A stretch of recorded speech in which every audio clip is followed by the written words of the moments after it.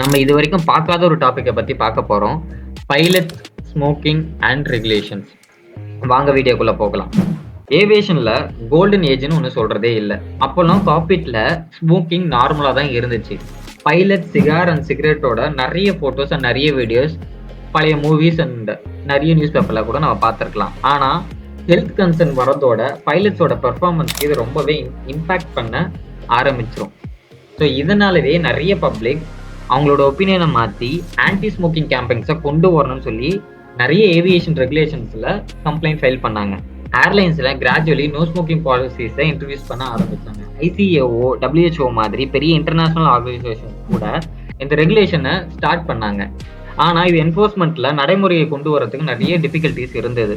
Smoking பைலட்ஸுக்கு பெருசாக health ரிஸ்க்கை கொடுக்கும். Likewise respiratory diseases, heart problems, decision making impact ஆகும், ரியாக்ஷன் டைமிங் ஸ்லோ ஆகும். ஸோ இந்த மாதிரி நிறைய இம்பார்ட்டண்ட்டான விஷயம் பைலட்ஸ் ஒரு ஃப்ளைட்டை ஹேண்டில் பண்ணும்போது நடக்கும்.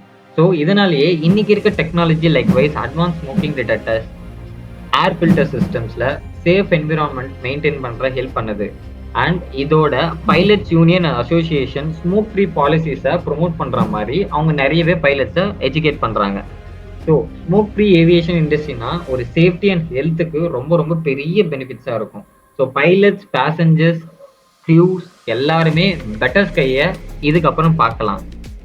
ஸோ இதை பற்றின உங்களோட ஐடியாஸை கமெண்ட் செக்ஷனில் கமெண்ட் பண்ணுங்க. அண்ட் இதுக்கப்புறம் வரப்போகிற வீடியோஸை உங்களுக்கு என்ன விதமான ஐடியாஸ் இருக்கோ அந்த டாப்பிக்கில் கீழே கமெண்ட் பண்ணுங்கள். நாங்கள் அதை பற்றி ஒரு வீடியோவை சீக்கிரமாக மேக் பண்ணி போடுறோம். Thank you for your support.